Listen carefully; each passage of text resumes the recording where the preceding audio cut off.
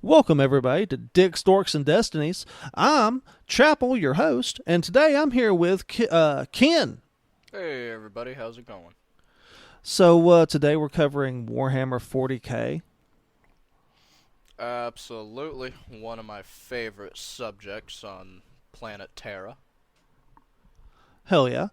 I'm actually really excited about this topic. I've been a big Warhammer fan for a couple of years now. I always wondered, like, before I became a fan of it, I always wondered why, like, everything was like, if this universe versus this one, which one would win, and why Warhammer 40k just always won. But it's because everything's just so over the fucking top on that game. Like everything is just accelerated to 1,000%. Yeah, absolutely. I mean, just looking at any of the different factions within Warhammer, and like it brings, well, the term war to a whole new project level of just no mercy. I mean, it is kind of in the start of the game, like their introduction into everything you play in it is, in the future there is only like the grim, dark reality of war, and that is it. Yep. Yeah, it really just when they made it, it popped off like no tomorrow. Um, there's what I'd say there's what 9 factions, major factions. So there's the humans, which is the Imperium of Man, Yep. and then there's the Eldar, the Dark Eldar, the demons, the orcs, The Tyranids. the Tyranids. Okay, so that's six.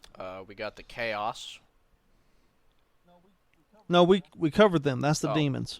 right. Um, Oh yeah, the Chaos Marines. Okay, so the evil yep. humans. The Tau. The Tau. Okay, that's eight. And then let's not forget Adeptus Mechanicus. There. Yeah, the Adeptus Mechanicus. Well, really, okay. So here's my thing. When I think of the Adeptus Mechanicus and the Imperium Guard and the Space Marines, that's all one faction because they're all a part of the Imperium of See, Man. I would honestly really have to argue that one. The Adeptus Mechanicus, the only reason they're part of the Imperium of Man was for self-preservation. Otherwise, you have to remember, before the Horus Heresy happened, they were known as the Mechanica. They did not follow the Emperor or the Imperium. They are their own faction. Well, the thing is you're absolutely right. They don't follow. They still don't follow the No. Emperor. They don't think of him as a god. The problem is are they on Imperium ships working with the Imperium? Sometimes. Not all the time. There's actually a lot of Imperium ships that don't allow Adeptus Mechanicus on their ships. The only time that they're really needed is during very specific situations. Otherwise, half the time, no, it's just Well, standard Imperial Guardsmen. well, no. I thought the standard operation was to have Adeptus Mechanicus on board so that they could worship the machines and make sure the machines were cleansed, and you didn't have a bunch of chaos raining through your ship. Sometimes, like I said, it really also depends on which sub-faction of the Imperium you're working with. Um, there are still some, not many, but there are some that still view the Adeptus Mechanicus as just a simple trader. Okay. Well, if we're going with them, then we have to make sure that the Inquisition's considered a separate faction as Oh well. god, yeah, absolutely. The Inquisition isn't even held up strictly of Imperium. We have Eldari that work as Inquisitors. Psyker units, the Psykers of the Warp. Yeah, yeah. We're Which I think it's weird that the Inquisition of all things is like, yeah, we'll work with the Xenos. Whenever any other time, it's like part of their creed is, purge. exterminate Yep, the purge the Xenos. heretic, exterminate the Xenos filth. Yeah. But yet, funny enough, then you'll have, like, the Psyker units are considered Xenos Ordos, right? Yeah, yeah. Just because that they're psychers from the start. Yep, because they have natural attunement to the warp and its energy. For our viewers that are, I'm sure, very unaware of what. And probably very confused. Okay, so we'll dumb it down. The warp is like, kind of like your spellcaster, like a wizard. They tap into a certain magical force that only they can control, but it's still like playing with fire. It does have its repercussions if overused. Yeah. Adeptus Mechanicus and people like that. Think like not full-on androids, but people that have. They're Darth Vader. They're heavily cybernetic. Yeah, they're virtually Darth Vader. They praise something called the machine spirit. They fell in love with machines, AIs, and stuff like that. That's all they care about, and technology. Yeah. The Imperium is like your standard Crusader, like a Templar. They're all about their faith in a man, or at this point, what the Emperor is no longer just a man anymore. Isn't he also machine now too? He's literally in a magical life support system that they have to sacrifice 1,000 souls to feed every day so that they can make sure that he continues living. Basically, at the end of the Horus Heresy, he was so badly wounded that he wasn't going to live. So they put him on the golden throne, hooked him up to it, and was like, we're just going to sacrifice souls to you till either you come back or you die. One way or the other, we're good. And it's been like that for close to 10,000 years now. Yeah, and then that's when the 40,000 or the 40th millennia became. Yeah, yeah. You know what's And sad? You want to hear the sad part about this? Yeah. We're about to move into 41k. Yeah, I believe it. Warhammer has been going on for so fucking long. It's like, and not only, we're only talking about the Warhammer 40k, the 30k. We're not even talking about the Age of Sigmar. Yeah, well, the idea is the Age of Sigmar is before that. Well, of course, yeah, they didn't have all the weaponry and space travel that we do now in the series. The Age of Sigmar is like the Dark Ages, the medieval times. Okay. Age of Sigmar, the only actual like guns, yes, were a thing, but they were mostly black powder, or they were charged with some sort of special magical energy to keep it going. So for our listeners, to anybody that plays video games, if you've played Vermintide or Total War Warhammer, that's the Warhammer Fantasy like world. Yes. Yep. Total War was one of the biggest titles, but then like you go to like, believe and drop it, Xbox 360 did a Space Marine. That was a third-person shooter. Yeah, yeah. But it's normally Warhammer is a strategy game. It's very heavy on the strategy, some light dice rolling, and little character pieces, stuff like that.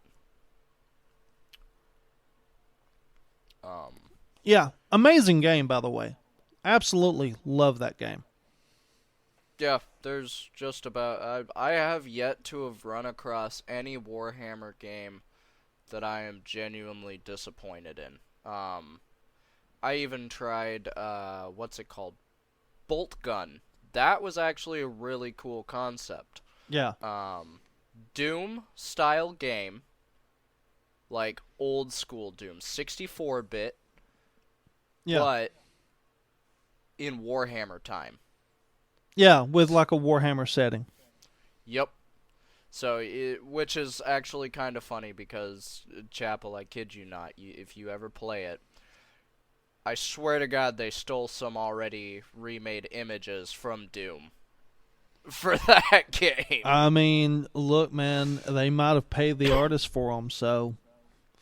Yeah, there's a couple monsters, like, I swore to God I saw the one-eyed floating eyeball monster just chilling, and I'm like, I'm pretty sure that's not a Warhammer thing. Yeah. But yeah. Okay, I'm gonna shoot it nonetheless. Wait, do you mean like the Beholder from D&D? Yeah, kind of.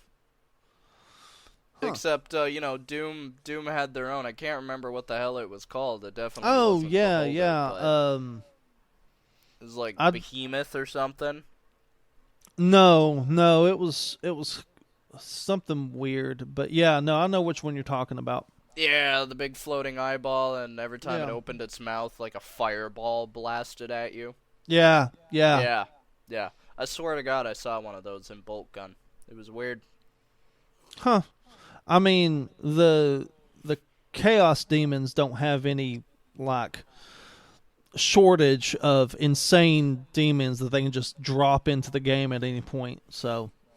You got a point. They're the Chaos for a reason. Like, and here's the thing. Go ahead. I'm sorry. We missed a main faction. Your favorite. The Necrons. Oh, yes. Yes. God, how could I forget mentioning the Necrons?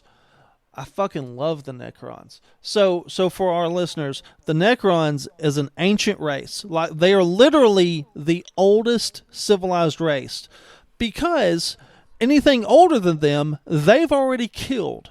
And all of their Next to the Eldari. Let's be very specific. Next to the Eldari. No. The Eldari came after them. The Necrons were asleep during the Eldar's, during the pinnacle of the Eldari's, like, rise and status. That's right. I'm sorry. You're correct. I was mistaking the Eldari for the original entity before the Necron, which was the gods that gave the Necrons what they are now. Yeah, and the Necrons, because of the Necrons' home world, the Necrons were like, hey, we know that you're immortal, make us immortal. And this is how the whole fucking war with the Necrons started. And those gods were like, no, that would unbalance the universe. We're not doing that. So the Necrons are like, oh, okay, we'll kill you then. If we can't live, you can't live either. Funny enough, actually, they didn't just kill those gods. They took them hostage. They are permanent prisoners inside of the Necron tombs. Like, all of the Necron lords has essence from the god. That's why. Like, all of the Necrons are staying immortal because of the ancient kings that are lying in each tomb. Yeah. So what ends up happening with them is their souls are tied to machines. And whenever you kill one of them, their soul just teleports back to where it was entombed. A new body is made for it, and it just becomes a new Necron warrior. Yep. Yeah, they And mind you guys, they're not hive mind by any means. They have free will thinking. Yeah. They are Yeah. they are purely sentient of their own accord. They're just very, very militarized. Yeah. They have no other reason not to be. Dude, you're going to have to come over and I'm going to have to show you because the Warhammer like website has its own has its own several TV series for Warhammer, and they have their own animated series called uh, Hammer and Bolter, and Yeah, you've been talking about that. it has some crazy stuff in it, dude.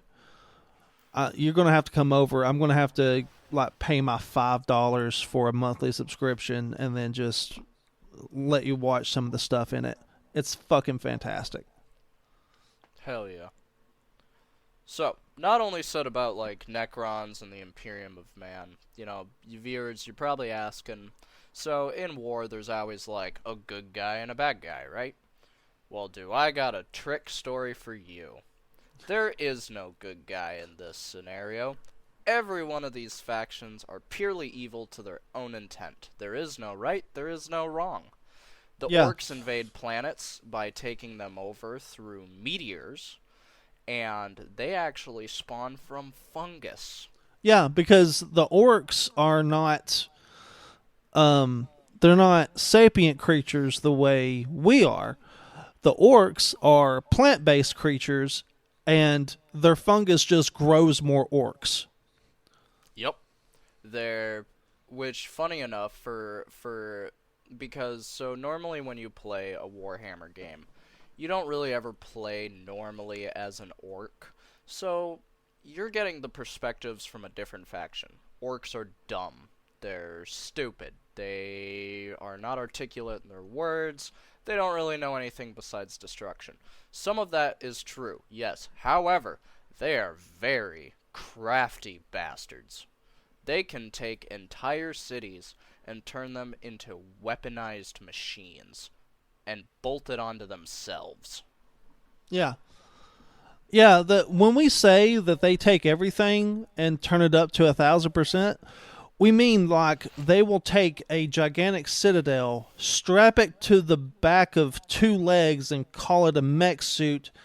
Add some guns for flavor, and maybe a chainsaw or a flamethrower, and just be like, "There's an army over there. Can you go take care of that for us?"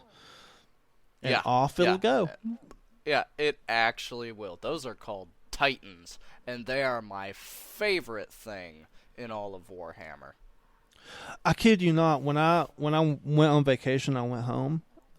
There was a store I went to. They had a Titan that was to scale for the armies. It was, I think, 2.5 feet tall, and had been sent to Spain to be painted. And it cost just to ship it to Spain, have it painted and sent back was like $300 or $400.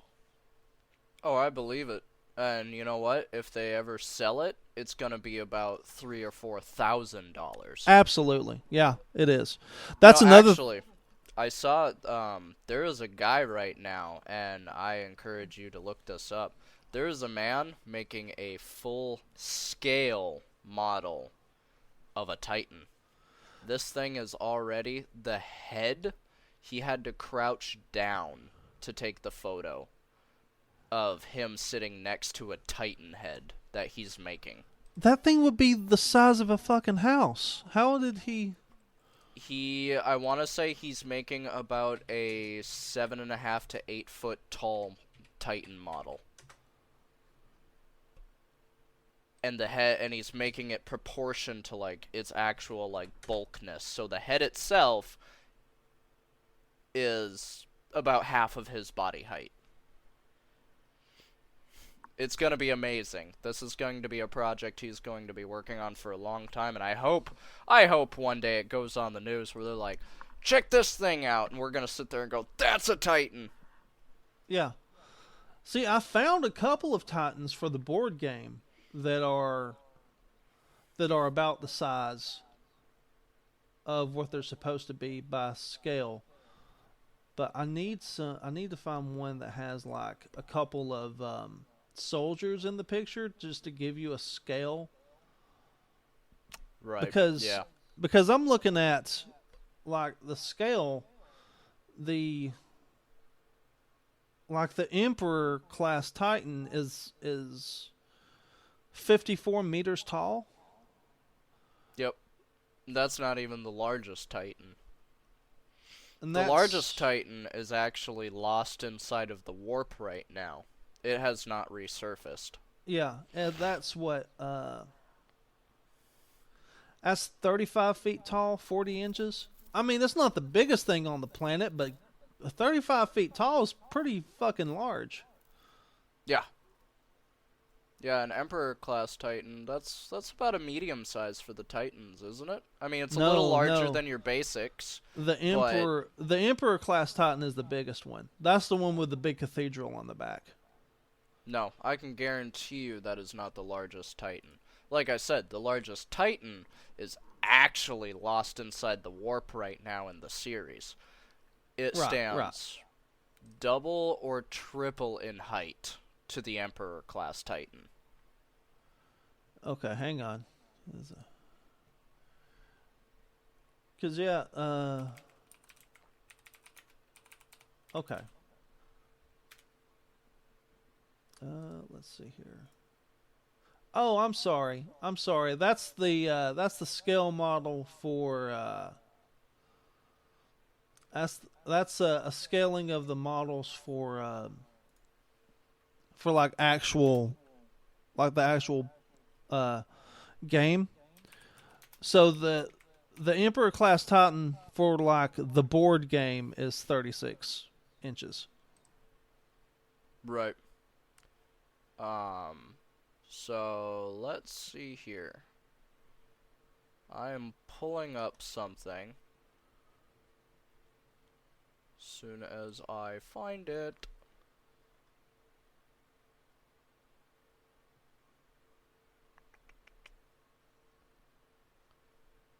Because I really want to say there. Oh, here it is. So, here is how it goes.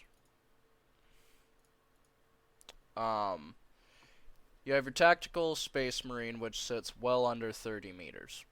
Yeah. The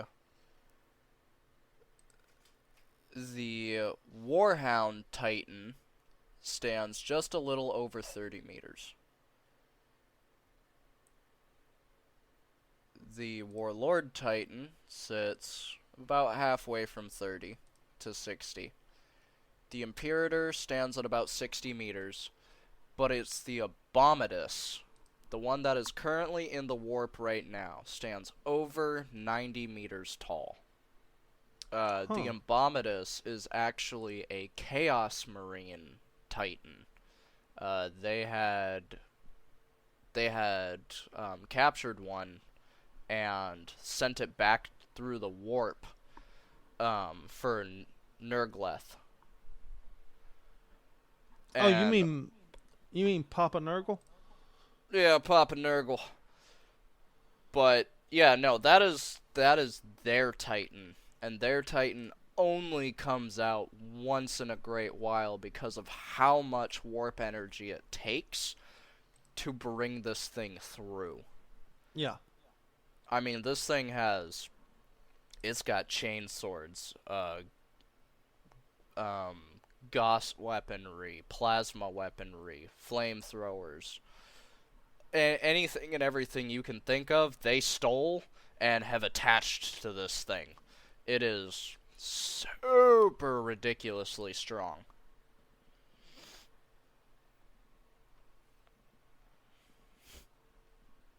I genuinely feel like it's the Chaos Marines' trump card if they ever really needed it. Yeah. But, I've always come to notice something about Warhammer. What's that? You get all these stories and these games and, all these factions and everything else, and they're always fighting, like, pulling out some good cards, but you notice none of them ever use their trump card. No, no, they don't. Like, if they use their trump card, you know dang well the game, it would be over. Boom, right then and there. Done. Makes you kind of wonder. Are they doing it just because they're bored at this point? Like, is there really nothing better for them to do except go to war? The thing is it's kind of like a standoff. You know, if your enemy is going to bring out their trump card, you've got to bring out yours. Which means the other enemies are going, if they bring out their trump cards, we're going to have to bring out ours. Right. And then you're So, risking your trump card when you might need it later. that's true. I suppose, yeah, from a tactical point of view, if you pull out your trump card, you're you're risking the factor of now the enemy is aware, and any of the enemies, because not only are you fighting one faction, all of the factions are against each other. So they're all watching each other. Yeah.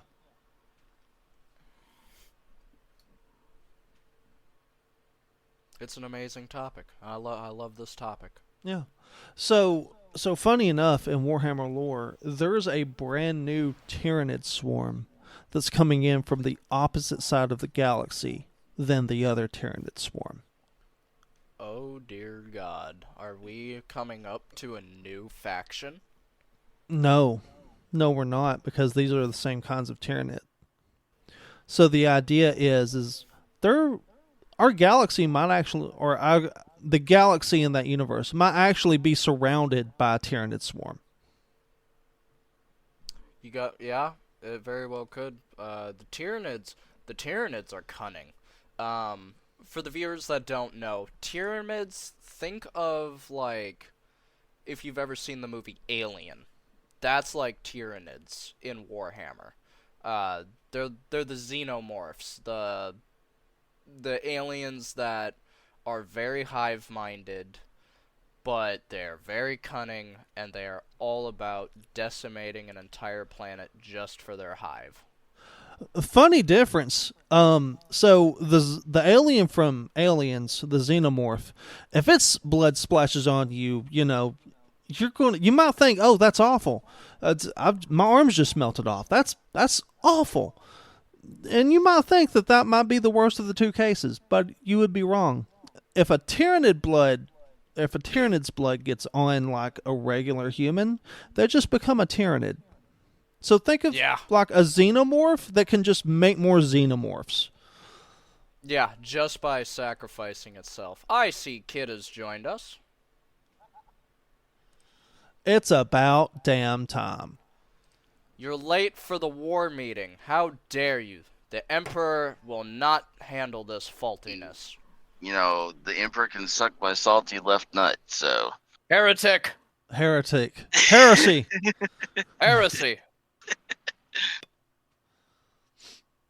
Well, yeah, no, so... and as we keep saying, you think war is already bad enough. Warhammer lore had taken it to a whole new level. They thought of worst case scenario and just kept spamming that button of upping it over and over and over again. Yeah, that's true. Like, that's horrifying. Yeah, well, I'll have to say that that's true as well. I've not really played too much Warhammer in my life, but God, it is fucking a nightmare in that world. Yeah, absolutely. Actually, I had a friend once ask me, because they had never really heard about they kind of heard about Warhammer, but it wasn't, their cup of tea. And, they looked at me, they're like, yeah, I'm not really interested in it, because it's all about war. Like, what about all the other stories? I'm like, what other stories? Well, the stuff that's not involved around war. It's not called Warhammer for peace and love.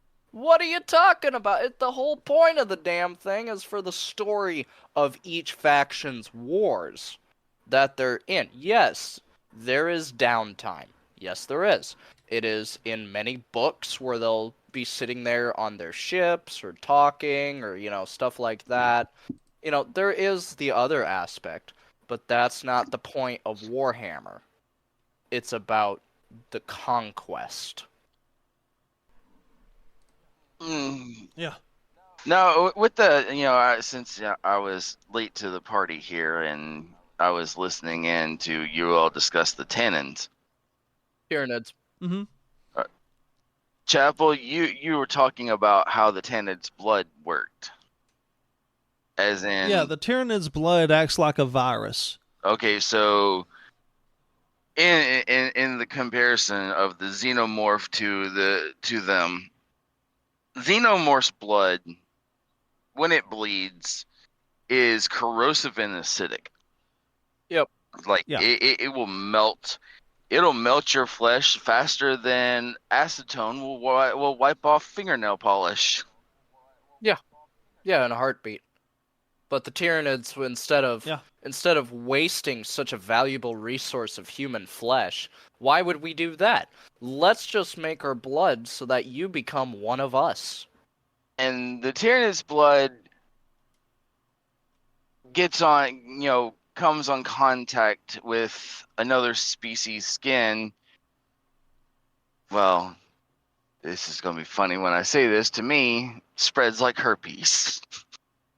Yeah, they are. I'd say the Tyranids. If we're gonna crack a Warhammer joke, let's do it. Warhammer Tyranids are STDs. They come in hard, they come in fast, and god damn it, they're a pain in the ass to get rid of. Well, I mean, Tyranids are like... that nails that one for me. Listen, that would describe them as an STD. That's the way I'm viewing this, but it's not really the way I'm viewing. It's just the way I'm just getting this out.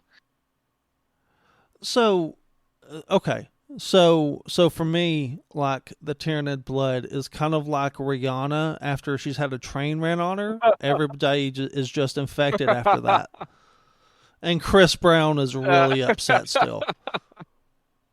And then we can say the orcs are like a bad, or like poison ivy, a bad rash. You know, once they die, they spread fungus everywhere. They're a fungal disease. So once an orc dies, their body decomposes into fungus, and then guess what? More orc babies show up. Well, see, that's the... Actually... Oh, go ahead. That's go the ahead. thing with where I was with the Tyranids. I mean, you compare them to the xenomorphs. The xenomorphs,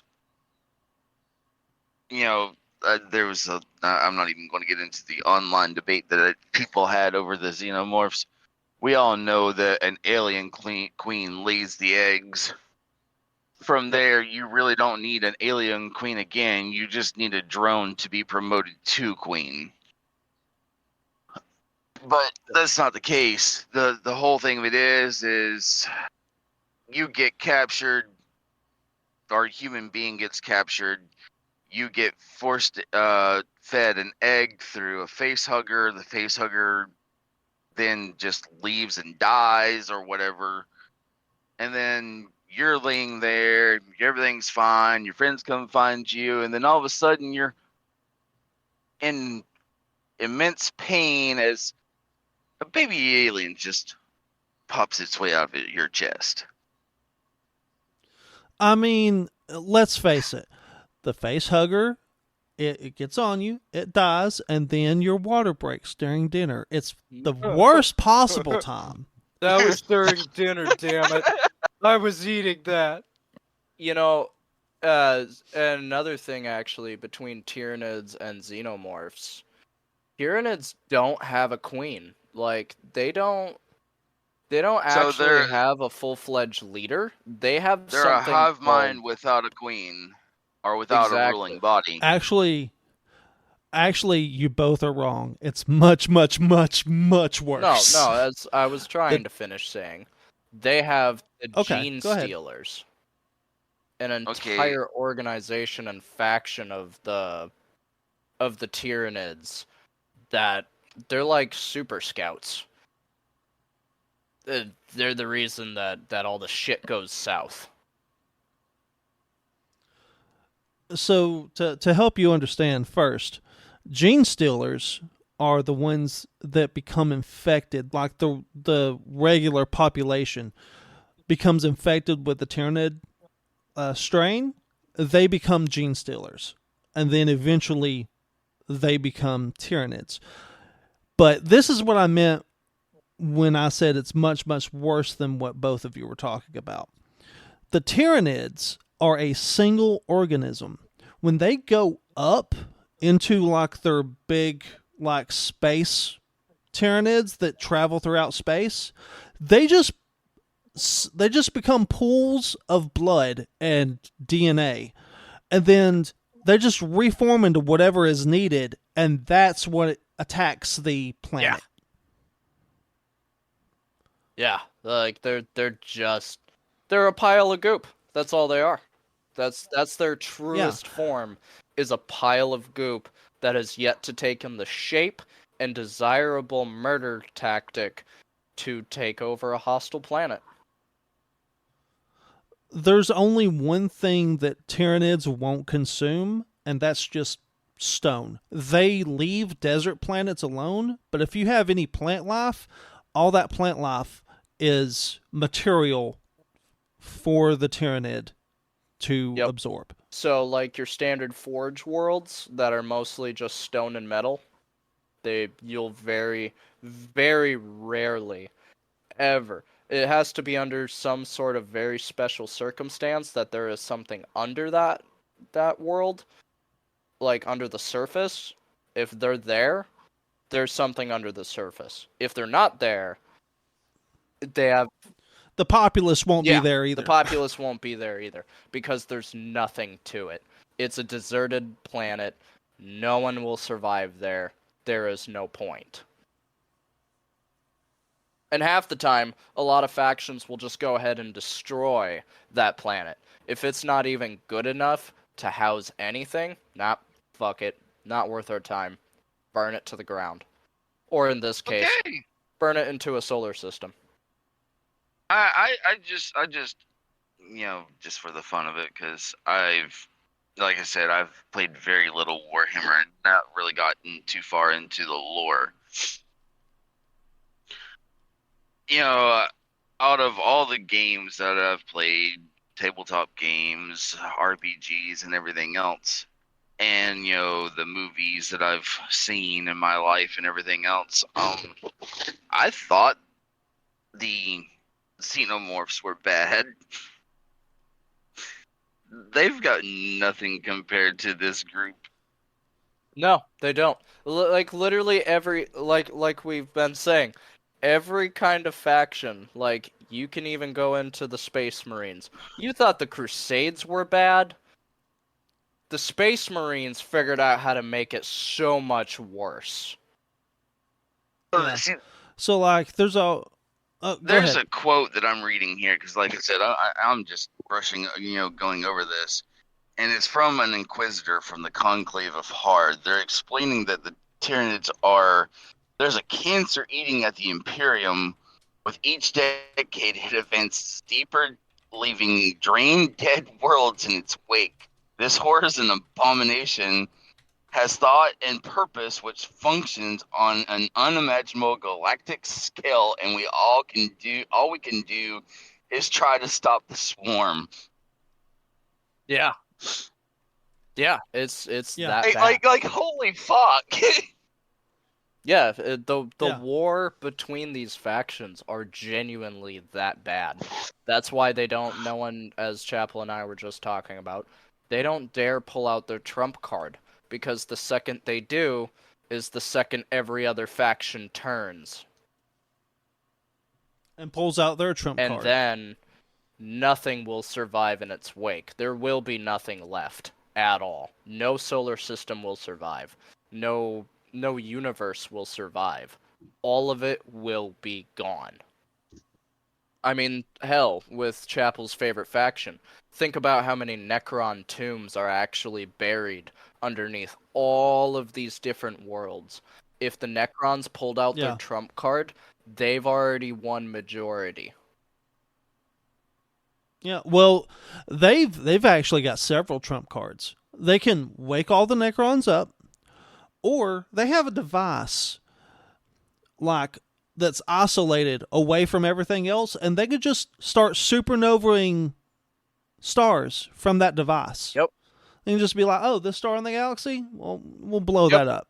We'll supernova this, Oh, you supernova needed that. that. You Oh, needed that look. sun to survive. Guess what? We don't. It's gone now. Yeah. Let me see here.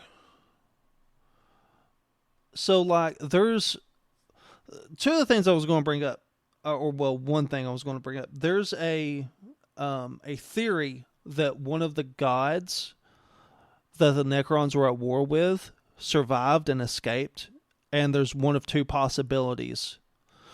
That god created the Tyranids to kill the Necrons, or that god became the Emperor of Man. And it's one of those two possibilities. I mean, fuck. Both are extremely scary possibilities, honestly. This the thing is, I'm still going over some of the Tyranid stuff, and I'm looking at them more and more and reading more and more. They're not a species I would, no matter what game, this species is not something I'd ever want to cross. Well, I got good news for you. If you want to try crossing the Tyranid species, this winter, Warhammer 2 is releasing, and guess who your main target is? The Tyranids. Yeah. No. They can go fuck themselves. Oh no, kid. They're gonna look at you and tell you can go fuck yourself. Nah. Oh man, the 10th edition of the game just came out this year. Oh snap! Big shout out to Warhammer, still keeping it alive. And mind you, viewers, I also want to make this very clear as well. The reason Warhammer is going for so long and the reason it keeps going, I want everyone to know Warhammer was not created by just one person, and it's not still going by just one person. Every single book that you see usually has a different author's name. Like, Warhammer is a collective. It's from an entire collective of people that are like, hey, what about this? Or what if we put this? And the company is sitting there going, sifting through all of these ideas, going, holy shit, we gotta try to keep up. Yeah. Holy shit. That's what I genuinely appreciate about the Warhammer series, especially, like, don't get me wrong, I love D&D, I love all of that kind of stuff too, but I love even more that Warhammer is just a massive collective. Like, that's all it's been since the start. It was never just one. It was a bunch right then and there. And those people found each other, got together, and they started something that is never ending and is still expanding. Yeah, well, I'm starting to appreciate the Tyranids even more now, because I always thought that, from everything and, the alien species or the xenomorphs, I always thought they were highly intelligent, even though they were like big, dumb, lumbering creatures. Sort of. I looked at this even further and got down to how they infest a planet. Yeah. They infest a fucking derelict ship or a space hulk or something. Yep. And when it lands on the planet, the gene stalkers familiarize themselves with the inhabitants of that planet and then go into hibernation and wait to be discovered. They're laying there asleep, just waiting for someone to cross them. Yeah. The moment that they're discovered, they then attack the fucking research team that comes to discover them, and then bye-bye planet. Yep, because now they have the knowledge of the planet. As soon as those teams come in, they now have the knowledge that, okay, it's time to attack, because now we know everything about this planet. They're primal. They seem very primal, but for a hive mind, they're beyond advanced.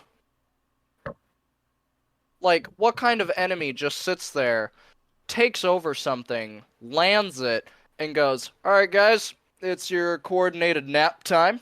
We're gonna sit here and chill until the dumbasses come and find us, and then they're not gonna know what hit them. So, good night, everybody."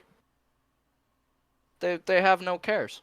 They're ultimate. But that's just this faction. I mean, at this point, today's episode is about the Tyranids. We still have to go through the other 8 factions. Yeah, no kidding. And I can promise you, every other faction is just as advanced this way and just as brutal in their own ways. We haven't even touched base. We've only mentioned the Tau once. We haven't even started talking about them a-holes. Yeah. Well, that's the thing. Yeah. And the Tau. All that I'm. Go ahead. I'm sorry. The thing is, all that I'm going through, there are pages, and I mean pages, of just lore for this group, and like, it's still going. I haven't even gotten to the bottom of the fucking the wiki page for this group. Yeah. No, yeah. You won't. It's every faction on all of Warhammer has been so thoroughly lored that you'd need to dedicate at least a couple decent-sized big rooms just to house every single loric book of just stories for these factions. Yeah. Because we were just talking about the Tau, and the Tau are arguably considered the good guys of the universe, and they're still pretty like, listen, you either join us or you die, and those are really your only options, because those are the only ones we can give you. Yeah, they if you don't submit, you're done. You are an enemy. Yeah. They're just and the only reason why they're considered and that's literally the only reason why they're considered good guys is because you're given the option to join or die. Yeah. Everyone else just kills you. Yep. That is the only reason why they're considered the good guy, because you get a choice of either join or death. Yeah. Yeah. What kind of choice is that? The Tau will come in. They will send a massive army, catastrophic size army, and give them one chance. Join us, or we teleport out of here right now, and you will die in less than half an hour. That's it. No ifs, ands, or buts. There is no negotiating. There is no nothing. Do as we say, submit, or seek your world in complete obliteration. That's the good guys. Yeah. Now, yeah, and I'm looking at the Tau, just pictures of them. Yeah, I don't see where I would get a choice of life or death.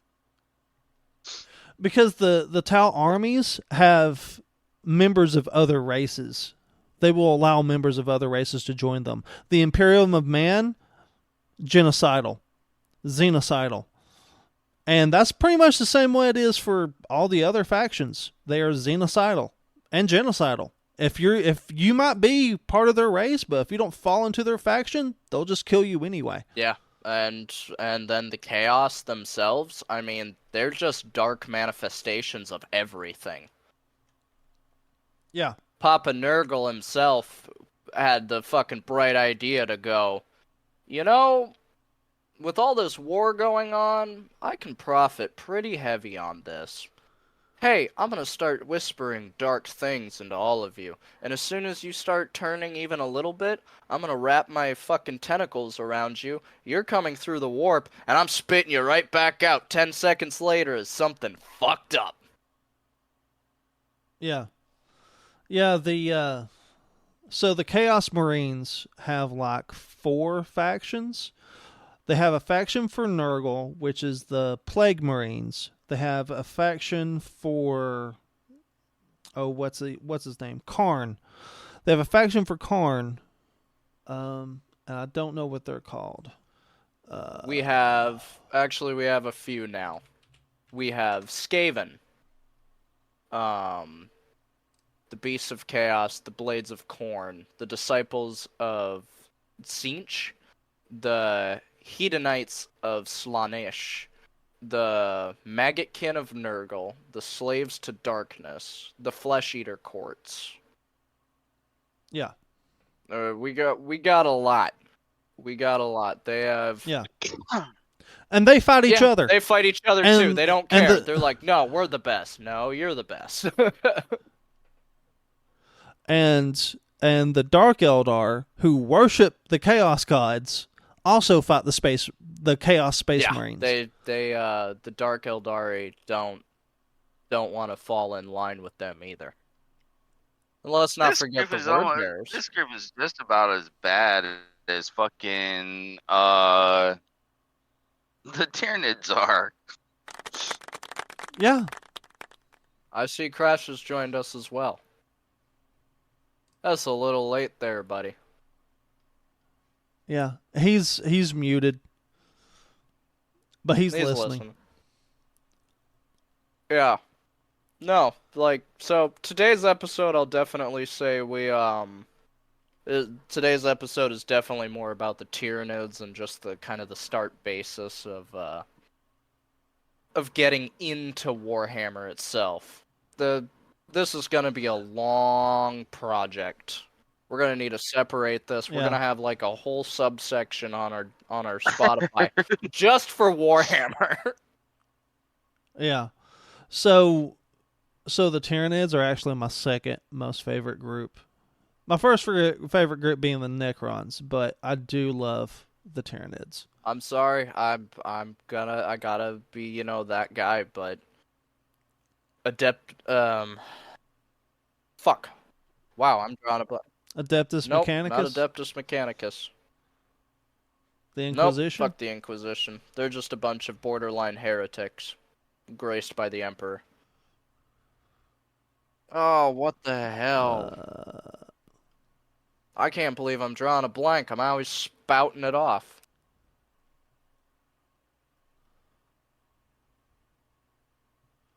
Adeptus Astartes. My bad. Yeah, Adeptus Astartes. Adeptus Astartes. For the Emperor. For the God Emperor. Although, actually, that is a different faction. The God Emperor is separated under a different faction.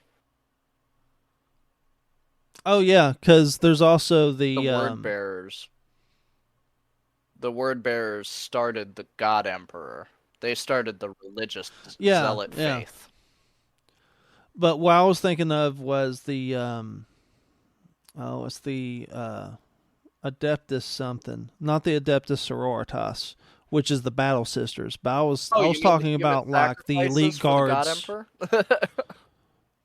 No. The Battle Sisters is a faction, but it's not the one I'm talking about. No, it is. I was just cracking a joke because as powerful as the Adeptus Sororitas are, the fact that they were created solely for being sacrifices is what's humorous to me. Yeah. They were never meant to live. Yeah. They were built and made to die. That is it. Yeah. No,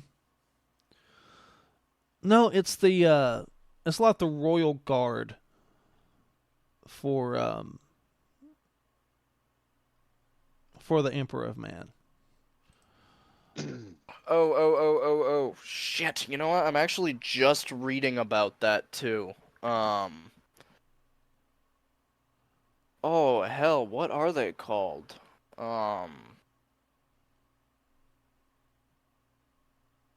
Adeptus. Not the Adeptus Custodes, is it?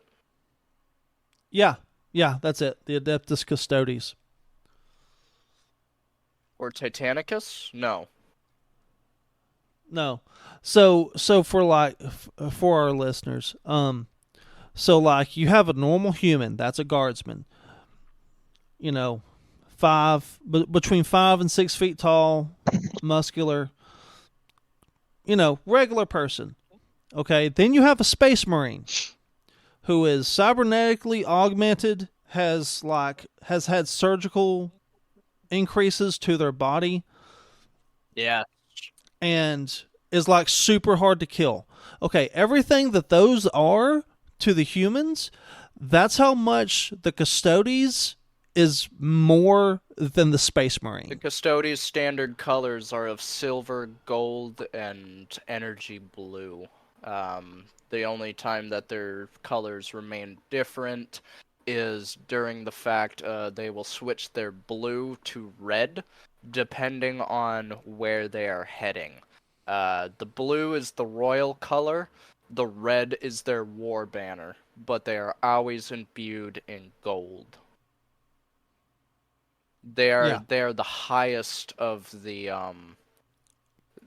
they're second best, and I only say second because of the Grey Knights, which Chapel, you know full well of them. They are Yeah. second best to the Grey Knights, especially, but first best in royalty. They are, if you saw them show up, you are afraid because they are laying down the truest of the Emperor's smite. Well, the thing is like, while the Grey Knights will go and like kill other Space Marines to keep the chaos from being a thing, The Grey um, Knights are the executioners of the Imperium. The the Adeptus Custodes are the god angels of the Imperium. well, the Adeptus Custodes, their main job is just to protect the Emperor. They don't go to any other planets. They only exist on Holy They Terra. usually don't. However, they actually have been lately. Some of them do cast their cloaks off and they will go, but it has to be specifically under the Emperor's orders himself. They do not follow Yeah, anyone else. No Primarchs, no War Master. They are yeah. above everyone except the Emperor. And I'm sure our listeners are like, but they just said the guy's on life support. Yes, the Emperor of Man is on life support. You're absolutely right. But he's also psychically aware and can just give orders to people, and he does. Constantly. He is always Mm. giving orders. He is thinking at least 1,000,000 thoughts and sending 1,000,000 orders a day. It's just his body is stuck in one spot. Which, let's be honest, is He, probably a good thing for some of these other factions, because if the Emperor got back up, that's some scary shit. yeah, The Emperor, for the viewers, what the Emperor did, he took all of Holy Terra over. He was one man with a small army that overthrew the entire planet of what we know as Earth, what they call as Holy Terra, and was his reign to that state legendary. That is why that's why Holy Terra never gets invaded anymore. The factions, even though they know he is in stasis, are genuinely concerned about coming anywhere close. Also because the Adeptus are circling that place like no tomorrow. You cannot get through. That is the yeah. home world and the bastion of this faction.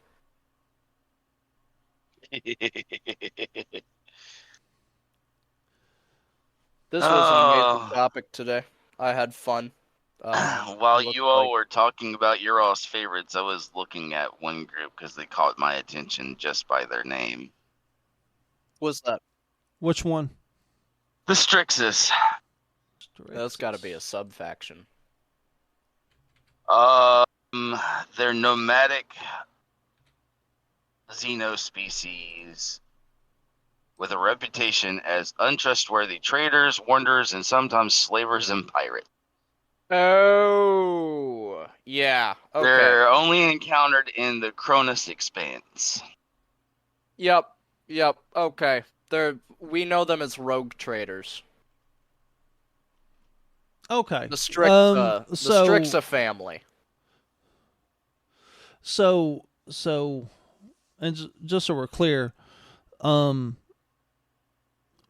rogue traders is anyone who is armed but not associated with the military in the Imperium of I Man. forget But the Strixas will be used in many different yeah, scenarios. Even the Imperium has dabbled with a couple of Strixas.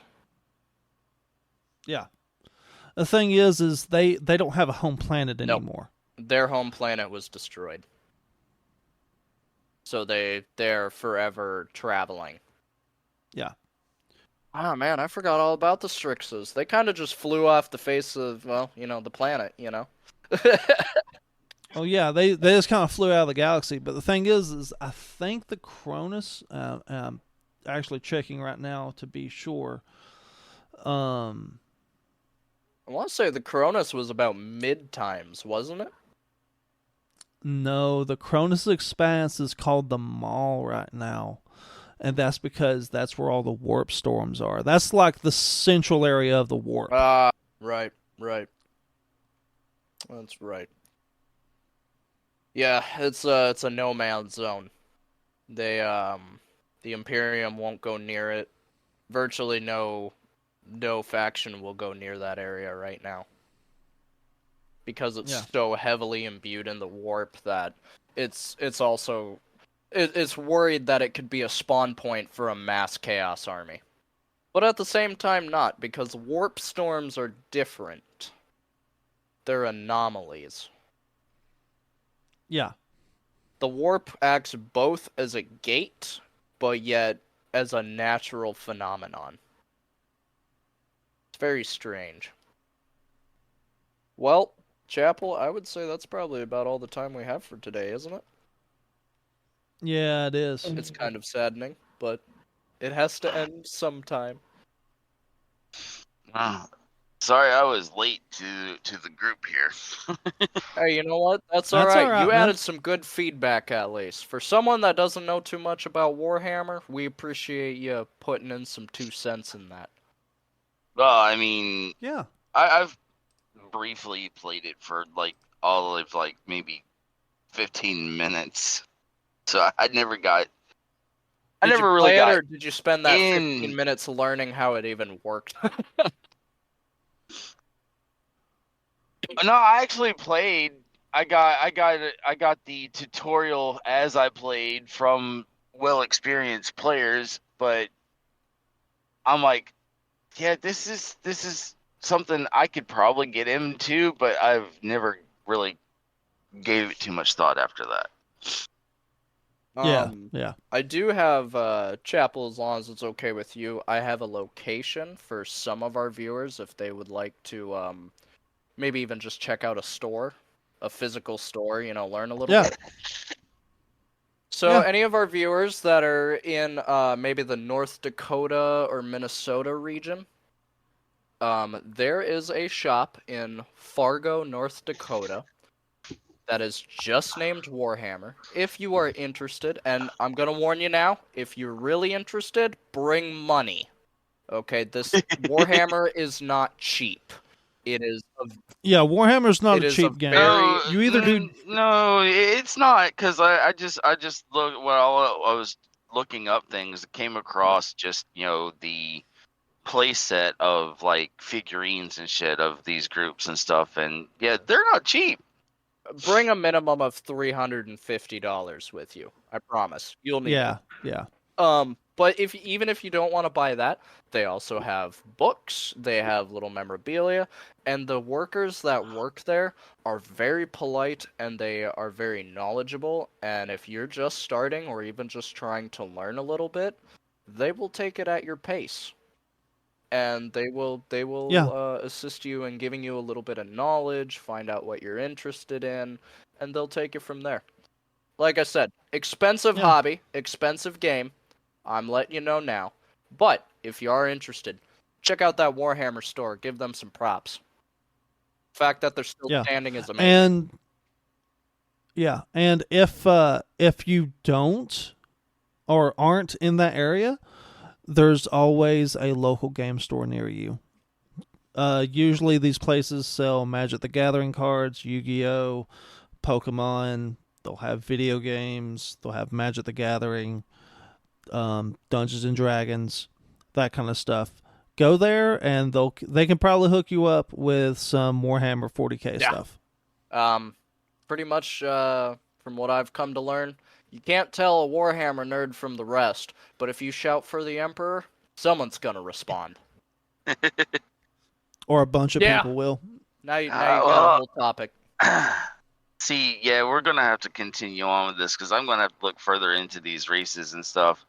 Because I was looking at another one, and holy fuck, I thought the Tyranids were bad. I don't want to meet this group either.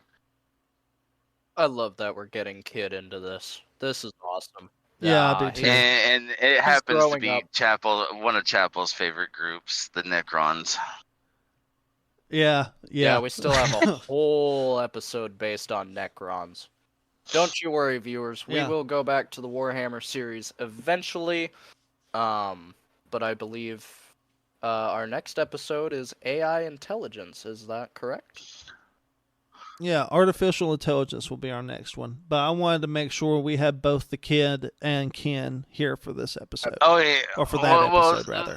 That's the thing is, I should have been here a little bit sooner, but my job kept me up late, so I passed out in the back of That's my all truck. right, man. We got plenty. You're okay, Plenty man. of subjects to keep going on. Yeah, you popped in about halfway into the recording, so you're good. In fact, you've actually been in here for 40 minutes of the recording, so we're way past our normal time. I try to get here and try to be here for every episode. Well, we appreciate that. This one, however, just escaped me a little bit because the long ass fucking night that I've had. Understandable. Yeah, understandable. So, I want to mention this at the end of the episode. We did do 5 episodes for Halloween. However, one of those episodes did not record any of the conversation from the Kid, Crash, and Ken. And we just had my side of it. So that entire show got scrapped. I'm sorry. It's on me. My bad. No, it's not really your fault. That would be a technical error because of, I don't know. Hell, it's fucking Halloween. Maybe the spirits didn't want us to fucking talk about that shit because maybe that shit was true hauntings. Hard to say. But Maybe. Either way, since we said it last episode and it got scrapped, happy Halloween, everybody. Have a safe and spooky time.